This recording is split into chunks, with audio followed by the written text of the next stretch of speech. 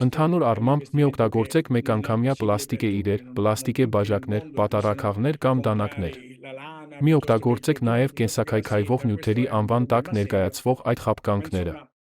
Չէ՞ որ կենսաքայքայվող նյութերը, ինչպես հուշում է դրանց անվանումը, քայքայվում են միայն այն դեպքում, երբ տեղադրվում են դրանց քայքայմանը նպաստող հատուկ միջավայրում։ Սակայն եթե դրանք նետվում են սովորական աղբի մեջ, իրենց պահում են այնպես, ինչպես մնացած պլաստիկը։ Հետևաբար, սա մեկանգամյա օգտագործման արտադրանքի խնդիրը շրջանցելու համար նախատեսված խաբկանք է։ Այսպիսով, հղի կնոջ ձեր սովորությունները որոշակիորեն կարող են ազդել ապագա երեխային փոխանցվող պլաստիկի քանակի վրա։ Իհարկե, կրկին նշեմ, որ առանձին մարդկանց սովորությունները, թեև կարող են լավ օրինակ ծառայել բոլորի համար, չեն լուծի պլաստիկի խնդիրը, քանի որ դա տնտեսական և քաղաքական խնդիր է։